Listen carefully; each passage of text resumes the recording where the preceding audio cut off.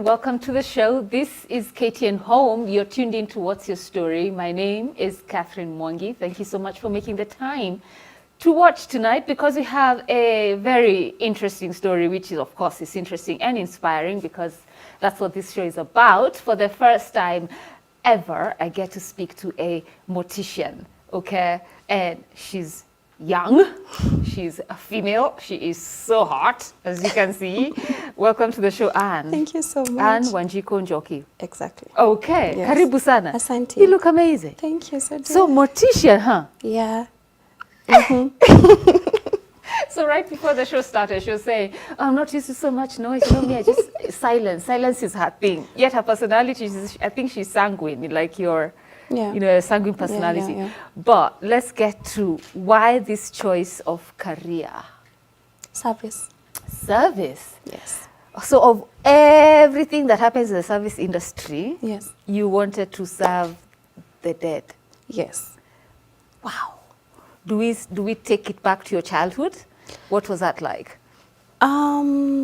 Growing up, in our setup then, I do not think we were presented so many options as far as career is concerned. Okay. There was always the doctor, the pilot, the judges.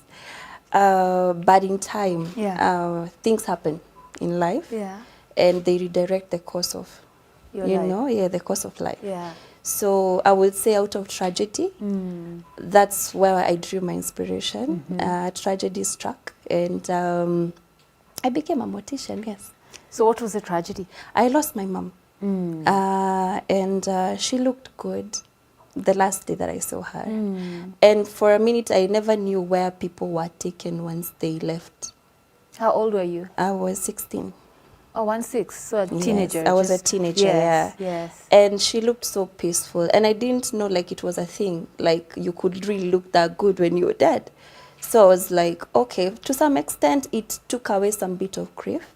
Because I was like, she's resting. Okay. There's nothing as bad as seeing someone in trauma.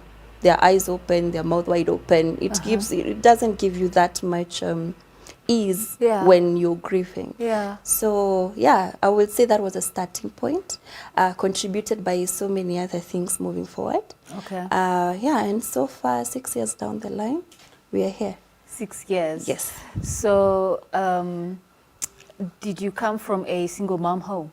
Yes. I was raised by a single mom. Okay. You're the firstborn? I'm the firstborn, still am, yes. Oh, you still, yeah.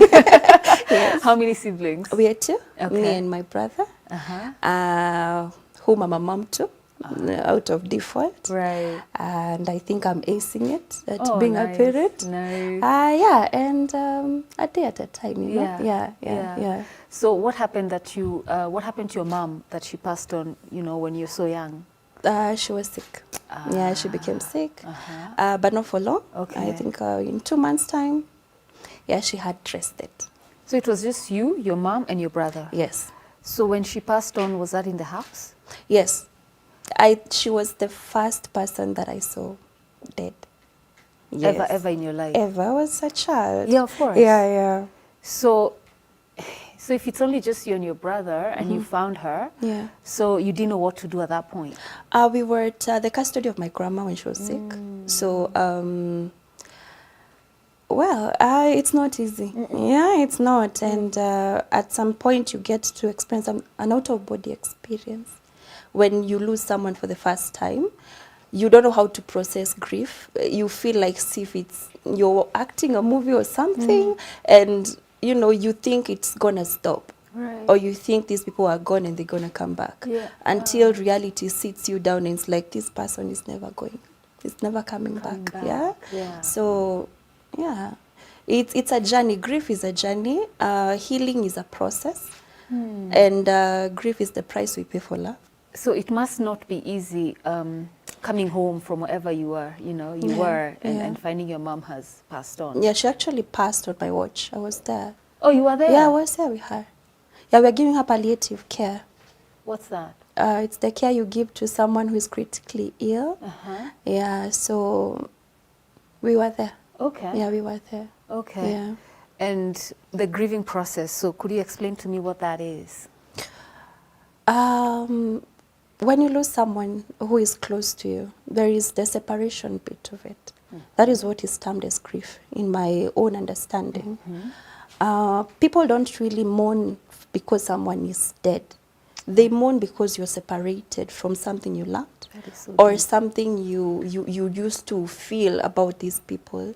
So that process of recovery, the process of pain, of learning to live without, that is what grief is about. It's all about separation. You've been separated from something or someone who meant something or did something for you. Right. Yes, yes, yes. Yeah. And you're saying that you know that they're not going to come back. They're not going to come back. That's the sad reality. I tell my clients, it's good to grieve because you love them dearly. But the reality is these people are gone. They're never coming back. So you mourn with a purpose. You grieve with a purpose. And you don't grieve as if you want to ask them back. They're not coming back. That's it. That's on life. That's how it is. Yes. It's the first time in my life I'm hearing that phrase, grieve with a purpose. Yes. So what would the purpose be? The purpose is to heal. As much as we do not really heal, you can never heal. From the memories still come. But with time, it becomes fond, the fond memories. The pain goes, it becomes less. Yes, that is healing. But we really never forget. No. No, you don't forget the people you love. So you were in high school that time Yes, when I you was in lost high your school, mom. yes. And of course, in high school, none of us know what we want to do. I know. Oh, you did? I didn't Oh, know. you did?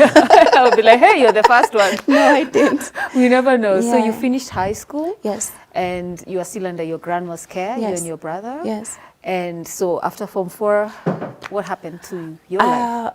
My family is full of teachers. Oh! Yes, so for some awesome. reasons, I wanted to become a teacher, a lecturer to be precise. Yeah? I loved that. I loved the way I could passing knowledge. Yeah. I don't know what happened. And I was like, you know what, before, you finish Form 4 and people are like, go do driving, computer and stuff. I did cosmetology.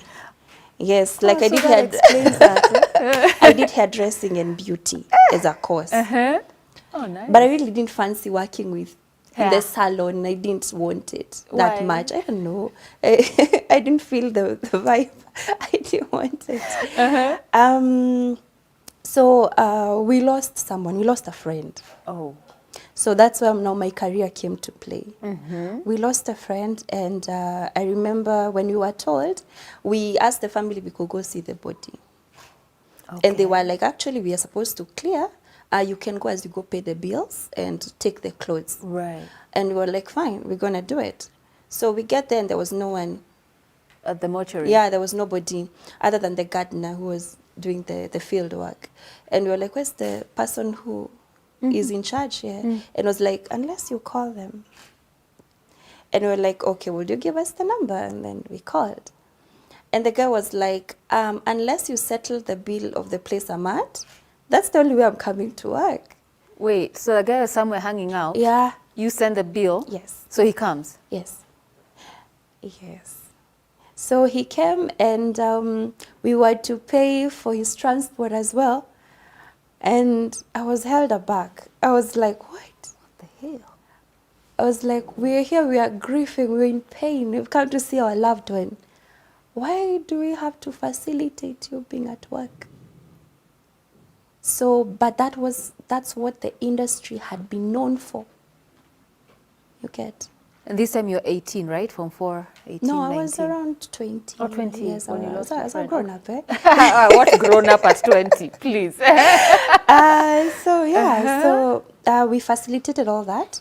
But he was not even happy to see us. But we were like, okay, the stories we have always been hearing about mortuary people and morticians. You don't joke with them. They are serious, they are raggedy and stuff. Yeah. So there's that, you're afraid of them. Right? So that happened. And we had to tip for him to facilitate more. And to some extent, I was hurt. And I was like, what if we didn't have that? How do the less fortunate get treated? Imagine someone who has lost, an illiterate woman who has lost, ametoka from the interiors. They have lost a child. And they are coming probably to do what we were doing then. how do they get treated? That held me aback, and I was like, to what point does humanity not exist even in death? Because I think when you lose somebody, you are at your most vulnerable. Yes, and your weakest. So why would you take advantage of that? And that kept me thinking, and I was like, nah, but it's fine. What can you do? You know, it's a place where you cannot serve yourself. You can't. So you are under someone's hands. So whatever they do is fine by you. What will you do? So on the day of picking the guy, we found a lady. I had never seen someone so dedicated and so passionate with what they do. She was like, hi. You know the way you even salute people. You're here for who, you know. She was so calm. She had a very calm spirit. And I was like, are you a mortician? And she was like, yeah, I work here. And I compared the two scenarios, and I was like, wow. So there is still dignity even in death, you know. The way she handled that until the time we go outside, I took her number. And I was like, I'll give you a call after all this is said and done. So 1 year later, I called her. 1 year? Yes. You remembered? Yes. How? 1 year later, I called her. So you were still doing cosmetology, beauty, salon work? Yes, but in this sense, I had told my uncle of my intentions. And he gave me a 3 months ultimatum of thinking again. I was told, take 3 months, think about what you're telling us, and then come back to us again with the same news. You're going to facilitate. So by this time you had moved from your grandmother? Yes. You were living with your uncle? No, I was living by myself. Oh, by yourself, Yes, but your yes. uncle was like your guardian? Yes. Right, so you Yes. had to, of course, brief them on what steps you wanted to take in life. Yes. Yeah. So 3 months, I went back and I was like, I think this is what I want to do. So that lady's kindness and spirit had Yes. such a profound impact. Exactly. My God. So you called after a year After 1 year. and told her what? And I was like, I was just thinking about it. I was like, let me see if she'll pick up. And I talked to her. I was like, you remember? I was like, I can't remember. You meet so many people. Yeah. I was like, scratch that. Okay. Now, I really want to do what you do. Yeah. And she was like, fine. You can do this. She walked me through the process. You went to see her? No, Oh, we just on talked over phone. phone. And Okay. she was like, you can do this, this, and this. First of all, recommend you get an apprenticeship before you actually, you know. And that's what I did. So wait, so, gosh, this is going to sound so damn from me. But so are there colleges that teach? So many. There are? There are What is the name of colleges. the course? Mortuary science. Mortuary science? Yes. But she wanted you first to practically Yes. intern at a mortuary? Yes. For And- me to make a decision. Uh-huh. Yes. A sound decision. Yes, sound informed decision. yeah. So did you? I did. You did? Yes. Okay, so what was that day like? So you went, knocked on the door and... I went and I did knock at the door. I'm like, I want every step. I met the in charge of the facility that I was. Okay. Was this in Nairobi? In Nakuru. Oh, Nakuru. Yes. Okay, uh-huh. And I walked in and I had my papers and I was like, I want to be among you. I want to work for the dead. And they were like, okay, come. I was oriented on the first day. And I could see people covered in brown sheets and I'm like, yo. That was not even the problem. I usually have a very sensitive nose. I'm very sensitive to smells. Okay. I could smell everything. Yeah. I could smell the blood. I could smell, you know? And I was like, oh my, what have I gotten myself into? What was that's day one? That was day one. Before even I was accepted, I was oriented first. Of which, so far, so good. You have really summarized that. But so by the time day one is ending and you're Yeah. going home, Yes. what's running through your mind? A lot. I was like, am I even serious with my life? Is this really what I wanted Right. to? For the rest of my life, it's just for a short time and then Yeah. we start over. Yeah. And I was like, okay, let's see how it goes. So for me, the dead were not an issue. But through working for them, I could see the help you accord to the living. And that's when I understood it's not about the dead. It's about the living. The service we do is not about for the one who is dead. It's about the one who has been left behind. My God. Everything we do is not for this. These ones don't care what we do. The dead have no business. The only thing you can give a dead person is dignity. Every other thing you're doing is for the family, for the ones left behind. And for me, that was a starting point. I was like, it's not about them. Yeah. It's about the ones who have been left behind. The ones on our corridors, the ones giving up, questioning God, questioning the process. Those are the people we work for. Yes. And you came to, all this wisdom was downloaded to you during that period of time? The 7 months I was there. 7 months? Yes. And I was so good with makeup for the dead. I don't know. I may not be so good with my own makeup, but no, your makeup is exquisite. I mean, please, it's exquisite. So for some reasons, when you say makeup, I am so good with reconstruction and makeup. We'll come to those things. Okay. Because now I'm here like, you do makeup on the dead. Yes, we do grooming. Yes. Okay, we'll come there. Lord help me. So when you came to, it's not about them. For them, it's just about treating them with dignity. Yes. What does that mean? The dead person does not care about the service you provide. They're not there. They do not know what you're up to. In any case, the system is against them. They just want to rot away. But everything you do is for these ones. Those ones coming to seek for your help. And it's not a matter of consoling them with words. It's how you treat their loved one that they get, consoled. Yes. It's how you will view your mom on the last day, how you'll view your child on the last day, that will give you at least some ease to know that there's someone doing that on your behalf and taking care when you can't. Yes. How did you eliminate the fear, if at all you had it? I wouldn't say I was afraid. No, I don't know why, but I wasn't afraid. Mine was just the smell. I think I really didn't like it at all. So most of the time you'll find me washing. All the time. I'm always cleaning up. I'm always disinfecting. I think I have low-key OCD. So, and I think my boss is lucky for that. Because I'm always the kind of, I don't want to see a stain. I don't want to see blood. So I'm going to clean it. So most of the time you'll find me in the cold room more than in the office. Cleaning. Because I don't want the way things smell to smell for the next person. Yeah, I think that was my trigger. And I lost weight on the first 3 months. Why? I couldn't eat. I was going home and I was just like having deja vu of the day. And I'm like, oh God, what have I smelled the whole day? I can't eat. Yeah. Yes. And you dripped weight completely. Yeah. So when you went to intern, did you then decide you wanted to go do the academics part of it, or you just continued now in the job? Yes, I interned, and by God's grace, I got my papers right, and I got a job, a real job now. Okay. And I was made the in charge of a whole entire department at a mission hospital. And I'm still in school right now. Okay. I'm a student at Masinde Muliro University, Kakamega. And yeah, everything aligned itself eventually. Yeah. Yes.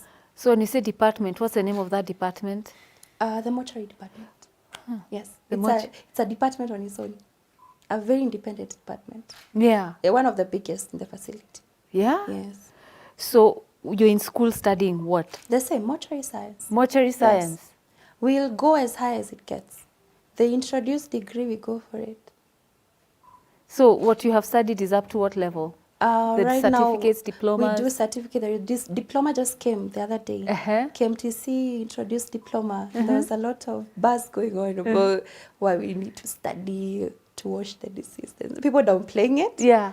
But at the same time, it has gotten a lot of acceptance from young ladies. Inspiration. Yeah. And Mwangangi's videos on TikTok. Your videos. Yeah. Yes. Yeah. Hey. Okay, so what we'll do is take a short commercial break. All right. Then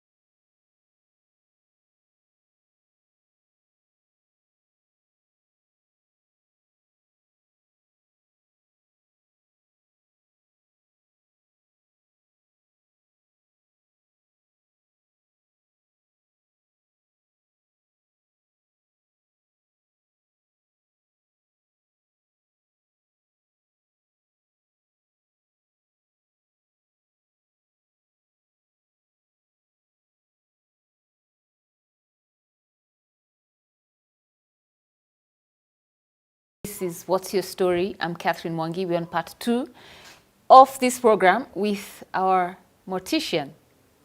I don't know why that just makes me so happy.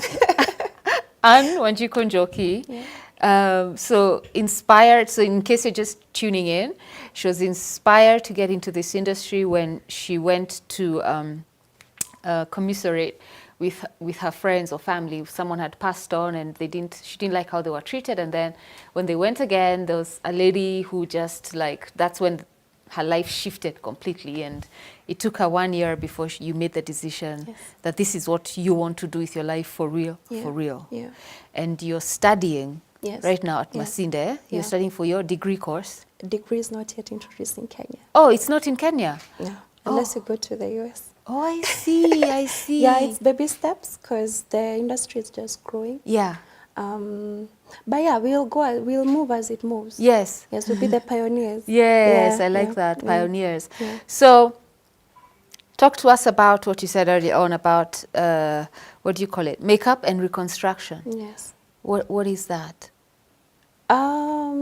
Makeup, there is the basic makeup. Like makeup? Yes, makeup, like the one you and I have. We You- do makeup On the dead on the bodies? deceased, yes. Why? Because we want to give them a perception of rest. How did this person look like when they were alive? Then we relate to that. If you're a makeup person, we will do makeup on you. If you're a natural person, you just stay as you are. Yeah. Sometimes the skin fades when you die. Oh. Because of the chemicals used, they might be a bit harsh for your skin. So yes, we were going to put some bit of makeup on you just to make sure your skin looks a bit better. Yes. Again, it's not for the dead. It's for the families and loved ones who come to see them. Exactly. Wow. Yeah, some of these people die on their sick beds. You can imagine a man who's been in hospital for the last 6 months, not received any facial groomings. They have hairs all over. And that's not how people know them when they're alive. So, and reconstruction means what? Reconstruction is putting back together. We don't always receive the rested. Death comes in many forms and you know, accidents, murder, those kind of things. So it's just putting back together. Someone might have really got a really big ulceration on the head. Oh my God. So you need to do that for the sake of the family. Yeah. Yeah, sometimes you find this in the accident, somebody's hand is chopped off or probably separated into two because probably the belt was too tight or something. So it's the putting back together of a person. That's what we call reconstruction. Yes, and it takes a lot of time. Yeah? Yeah. Like, so, I'm really sorry if I'm going to sound so graphic. So on one body, like how long would it take you? It depends with the extent of damage. Of the damage. Yes. Sometimes you spend up to a close 6 hours trying to put someone back together. And then you dress them? Yes, we do dressing. Yeah, we do dressing after that. So the first time you had to, because I'm imagining, I mean, it's not every day we wake up and Yeah. we are handling the dead. Forget even just the ones who slept peacefully. Accidents, murder, cats, you know. Yeah. The first time you encountered a body like that, what did you, what happened? I think you orient yourself. Mentally? Yes, you orient yourself. When you ask about fear, there are things that are not taught in books.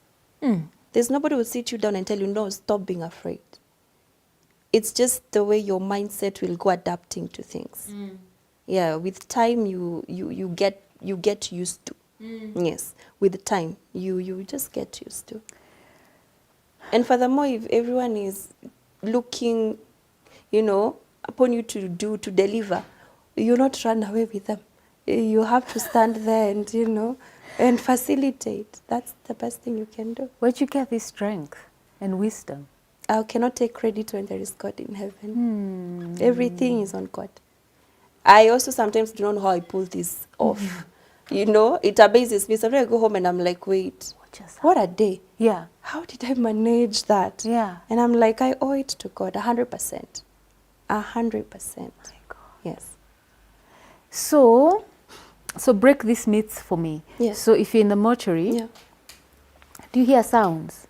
I know it's quiet, and then you hear something has fallen. Are those things true? No. First of all, you need to understand there is no relationship between the dead and the living. When you understand that, a lot of that will make sense. There is no relationship between those two realms. Unless you're really paranoid or you have other things going on. No, there is no relationship. Yeah. And actually, they're the most peaceful, at their most peaceful. Yeah? I would actually be afraid of a person who's talking to me right now than the person who's sleeping. Are you for real? Yeah. These people are so harmless. They're so harmless. There you position them today, tomorrow you're going to find them the same place. So, okay, what's your typical day like when you get into a mortuary? Then, when you get to your office, to the cold room. I heard you say cold room. Yes. Let me start using words that are correct. Yes. So when you get to the cold room, people bring in their loved ones. So what are those steps? There's something called the SOPs in every department. The standard operating procedures. Yeah? So people come from everywhere. People come from abroad. That is repatriation of bodies. Okay. People come from other mortuaries, transfers. People come from home. Others are on transit. Somebody died on their way to hospital. Somebody died on ambulance. People come from different locations. It's not a specific place. Some are wheeled from the hospital, from our hospital, from other hospital, right? So the first thing that you do is, obviously there's a salutation bit of it. Regardless of how bad it is, you need to welcome your guest at the premises, right? And how do you do that? When you say salutation, what do you mean? Salutation, just by acknowledging their presence. Sorry for your loss. You're most welcome. Just welcome them. Either way, there's no way that you don't welcome people, right? After that, you ask for the necessary documentation as per from where they're from.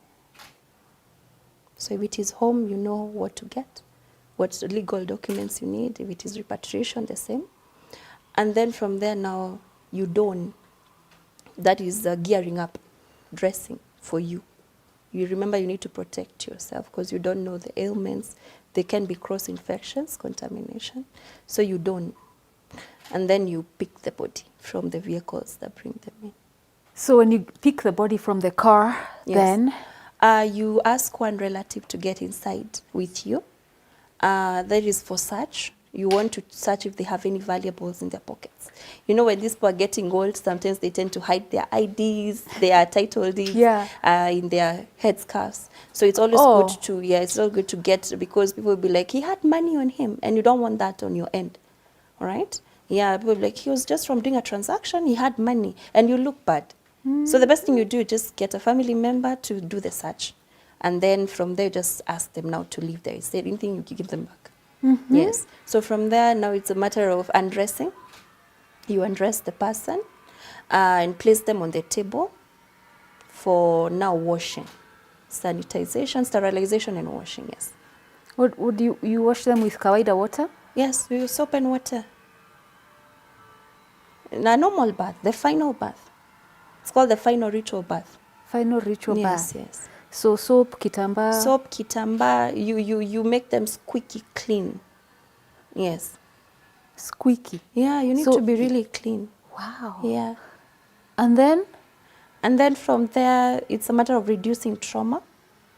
Some of these people come with their mouth and eyes open, so you close the mouth and in the eyes. Like physically? Yes, and then you put them in positions where they are aligned. The person needs to be facing up. So you provide a headrest or a pillow so that their neck do not tilt. Yeah. So from there you oil them up and then you refrigerate them. Oil with like mafuta? No.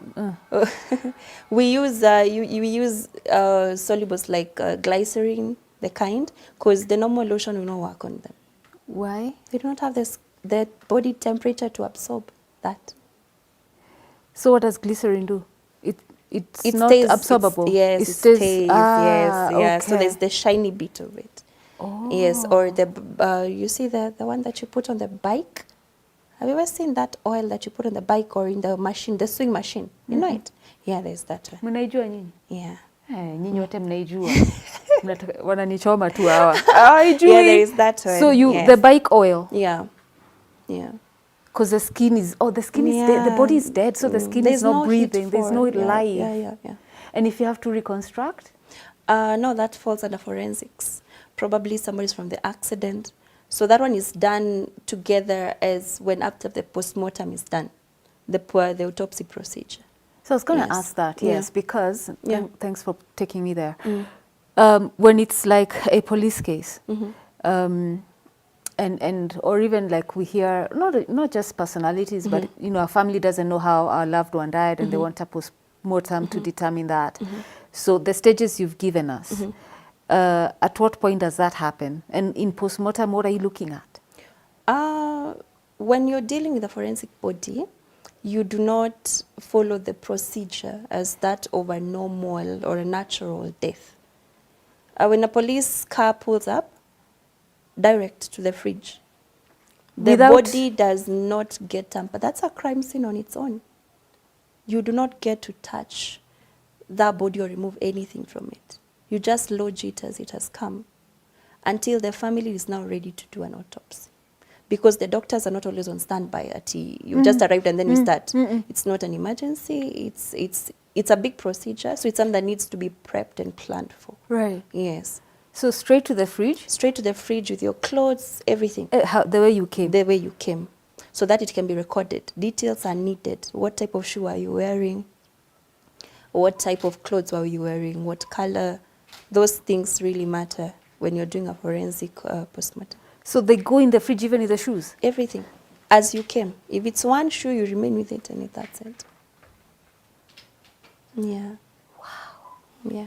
And then after the, what do you call it, autopsy, postmortem, now the procedure you laid out happens? The cleaning? After all that, now you start the cleaning now. Yeah. So you cannot start with the cleaning when it comes to forensic bodies, yes. So by the time you're doing the oil, so going back to the procedure, by the time you're oiling the body, now that you freeze it? Yes. So you can either choose to embalm a body, that is the treating of the body through chemical means, or you can choose to refrigerate it. So they are both serving the same purpose, it's to forestall decomposition. So however your department works, yeah. So do I get the choice as the loved one to decide whether I want an embalming? Not really. No? It will, not really. In Kenya, no. You don't get a say. Because what if it's the only option? Because most of these facilities are not equipped with refrigeration. So what if it's the only option or what? Okay, so most is embalming? Yes, mostly is embalming. For those who have refrigeration, they do refrigeration. Unless we do embalming, unless the body has issues, like it had some sort of degree decomposition. That's when now, or it's being transferred to a very long distance, and the fridge will not hold. That is when we embalm the bodies. Yes. Yes. What does a hard day look like to you? For me, yeah, a hard day is when I find a child in the morgue. That makes my day really hard. Any other thing bring my way, but a child, I'll have to rain check for that. Yeah, yeah. I don't thrive when it comes to children. No. I don't, unless when it's really necessary for me to do it. But you'll always know I don't like being around when we're handling kids. Yes. So your colleagues do that? Yeah, I will be somewhere in between, avoiding it. Yeah. So in a male-dominated industry such as yours, Yes.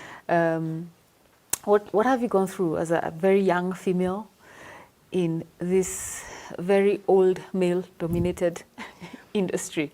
What are some of the challenges you've had to overcome? I have to work twice as hard to prove a point. Because people will look down on you. They'll be like, I don't think you're up for it. So you have to work twice as hard. And working in a male-dominated, it's never easy. It's not. It's not. You have to, especially when you have a lot of femininity, it looks as if, and then the easy intimidation of them thinking you want to downplay them or you're bossy. When you really go getter, they start branding. They're like, you're too bossy. And it's not about being bossy. It's being leveling up. You need the respect to be served across. I don't want the client to come and think I'm not up to the task. So if that means that I'm going to do what you're doing, then we have to. And so be it. Yes, so be it. Yeah. Yes, we're going to rub shoulders, but with time, Yeah. you're going to get used to. Yeah, we'll be okay eventually. Yeah, we'll be fine. Because you do know what you're doing anyway. Yes. Yeah. Yes. So that thing of feeling threatened shouldn't even arise. Yes, you work twice as hard to prove that those men they don't want a lady to touch their own. Oh, the traditionalists, the conservative, traditional. They're like, there's no man around. And to some extent, you respect that. Because you can't impose something on a culture that has been there. Oh, so it also comes from the clients, so to speak. So the problem is when now they are told, she's the only one we got. Now decide. And what do we do? They're like, fine. And then after you've done it, they're like, wow, now the questions. Yeah, people ask so many questions. They're like, wow, you did it. Like, yeah, we did it. Yeah. Wow. So the prejudice also comes. It's not just the men you work with. Even from across the table. Yes. Oh my God. But you're very strong, internally. Like you butt your head in. Very, very. You need to. Yeah? You need to. You have people who look up to you. We are trying to clear a perception that has been, that we are not equal to the task. So for everyone who takes me as a mentor, or for anyone who looks up to me, I have to try for them so that it will not be hard for them. For us, we didn't have people to look up to, like when we were getting this industry 100%. So we didn't have role models. No. Actually, I remember someone telling me, don't say what you do for a living. Gosh, why? I don't know. Maybe it seemed off. Okay. Or it will bring some sort of, instigation like work or something. Ostracizing. So you'll be stereotyped, yeah. So I was like, why wouldn't I tell the world what I do? Yeah. What about the younger me? Who does she have to look up to? It cannot be me and her. It has to be me for her. Yeah. Yes. Yeah. And now your family is also very supportive? I don't even think they remember what I do for a living. I don't think they remember. They don't? I don't think they remember. This is my grandmother sometimes calls me and it's like, I pray for you a lot. And I'm like, thank you. It's like, I pray for you a lot. Yeah. Okay. Yeah. And obviously, so now you've gotten to that point where it's about, like you said before, it's about service to people. Yes. It's about serving the living, the ones that are living, the ones that are grieving. So how do you help them come to terms with this loss? To be honest, there is no words that can be said to someone who's grieving to make it better. And sometimes we often not say the wrong things, trying to fill in the silence. You find you're saying the wrong things, thinking you're helping. I always advocate for silence. Just be intentional, be there. In whatever capacity, be there. Know your role, right?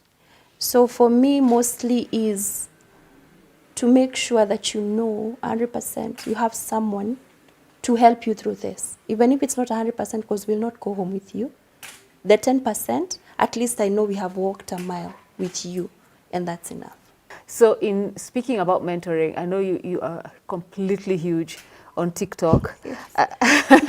And you have, through the videos you do there, what kind of inquiries or questions do you get, especially from young females who want to get into this industry? Because there could be some watching as well, Yes. who may not be on TikTok, Yes. but they've heard what you're saying and they're like, huh, I can do that. Yeah.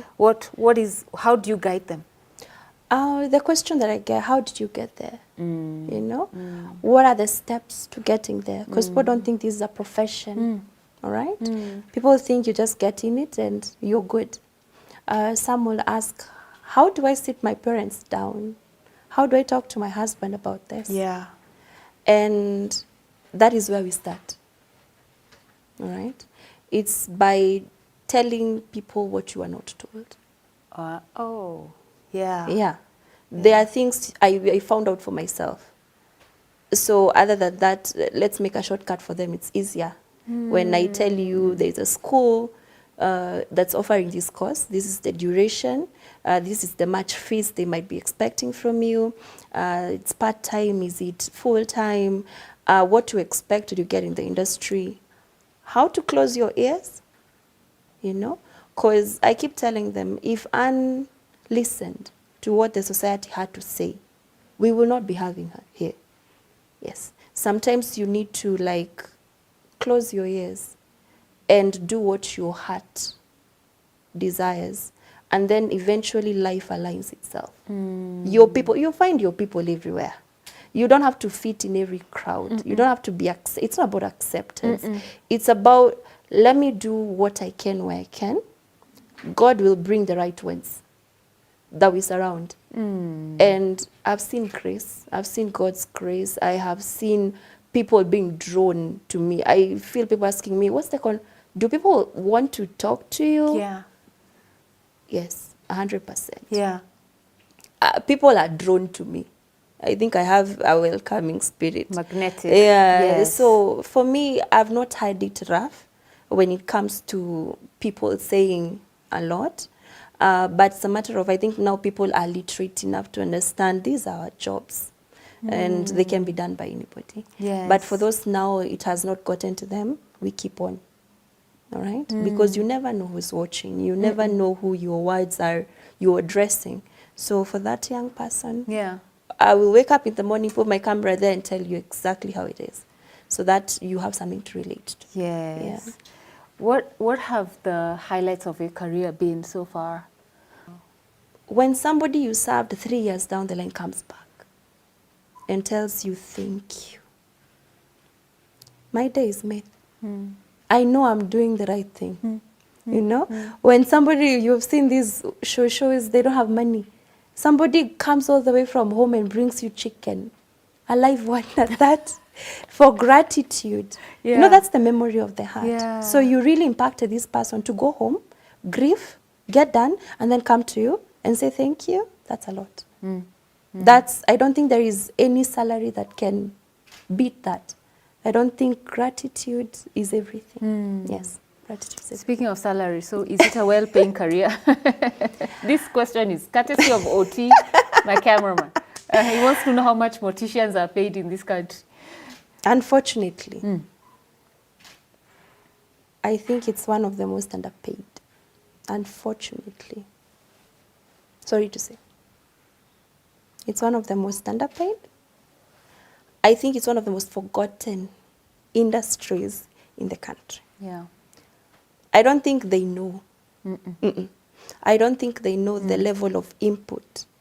And you give me a country that has forgotten about its kings, it's doomed to fail. All right? So I wouldn't say we earn a lot, but I also think that the money we receive is blessed. There are blessings in it. So you've worked with the dead Yeah. Monday to Friday, I'm assuming. Yeah. And you have 2 days off in a week. Yeah. How do you recharge, re-inspire Yeah. yourself, how re-energize? Sometimes it gets overwhelming. Sometimes. Yeah. It gets really overwhelming. You know, that you never know, like your body is shutting down on you. Sometimes it gets overwhelming, but we are provided for counseling if you feel like it. All right. If you feel like you're really down by turnout of events, we have a very big facility where you can always debrief from a counselor, talk to someone. For me, I think it stopped getting into my head a lot. I have to separate the work bit of it and my personal life while at it. There is Anne Mwangangi left in the department, and then there is Anne Joki at home. 2 different people. Yeah. Yes, so we do the normal things that people do. Yeah. Yeah, you can catch, you can catch a ride, Yeah, I go have friends. So. Yeah. Yeah. Okay. Yeah.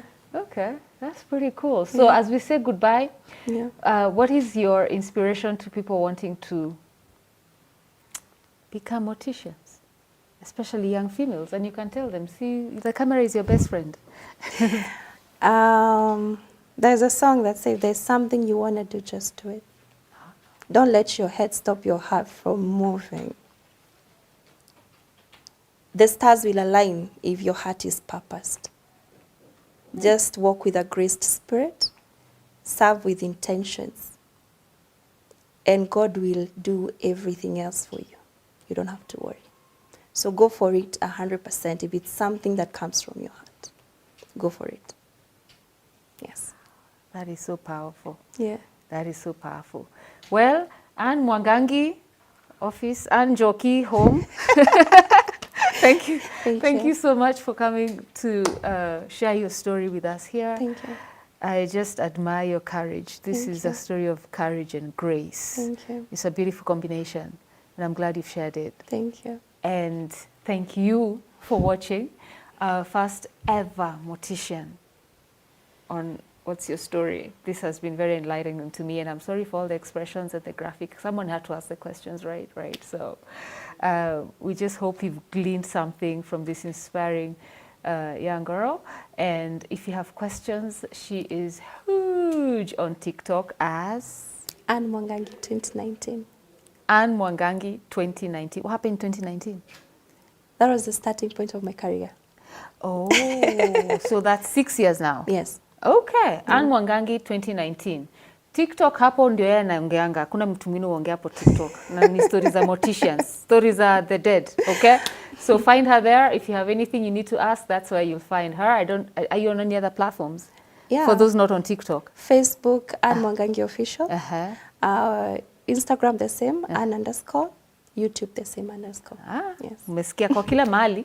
So mumpate huko, ask your questions, and also encourage her. The work she does is obviously not easy, but I love that, she's very focused with that, and it's about serving the living. That is just so profound. So may we all have a heart for service for the rest of our days, I hope. Take care of yourselves, and good night. Gem Suites Hotel and Luxury Service Departments currently boasts 2 properties within Kenya. Gem Suites State House Crescent, set in the exclusive State House neighborhood, comprises of 34 well-appointed apartments, and Gem Suites Riverside, set up in a secure, private and tranquil setting. In the upscale Riverside neighborhood with 98 luxuriously appointed full-service 1- and 2-bedroom apartments, superior hotel rooms and presidential